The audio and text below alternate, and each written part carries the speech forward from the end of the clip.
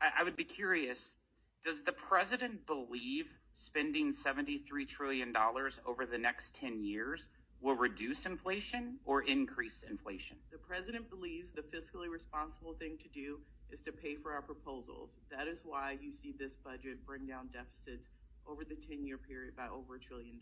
Wow, Director. This proposal over the next 10 years actually increases the national debt by $16 trillion, which is going to have more than $1 trillion deficit every year for the next 10 years, which is the highest sustained amount of deficits in the history of our nation. And you're saying that this proposal is bringing down the deficits? Ranking member, we all know that deficits and debt are two different things. We bring down the deficit by $1 trillion. The debt rises, as many of you know, because of entitlements. What this president is now going to do is put forth proposals to cut benefits for our seniors in this country. You know, I think that we all care about our seniors, Social Security and Medicare.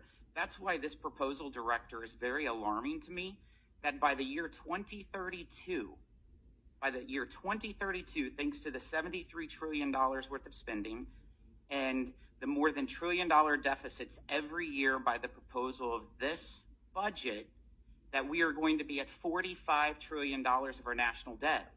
But just paying interest on that national debt is going to cost us $1.1 trillion just on interest, which means that will now be the third largest program that we have to pay for in our entire government, behind Medicare and Social Security. So this reckless spending is actually devastating our seniors, because now it's competing with them as being one of the most costly programs. Let's go on to the tax increases. Analysis of the tax increases in the president's budget shows they will lead to fewer jobs in the country and a reduction in wages.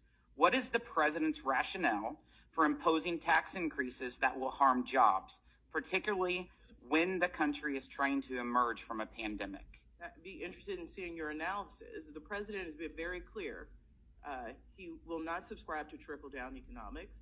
He believes that we should invest in the middle class, those working to get to the middle class, and he has a policy, and this budget follows it, not to raise taxes over for anyone making less than $400,000. In this proposal, you allow expiration of the Tax Cut and Jobs Act, correct? Yes. And so by expiration of the Tax Cut and Jobs Act, that is going to raise taxes on every average day American by $2,000 a year. And those are people making less than $100,000 a year. So in fact, this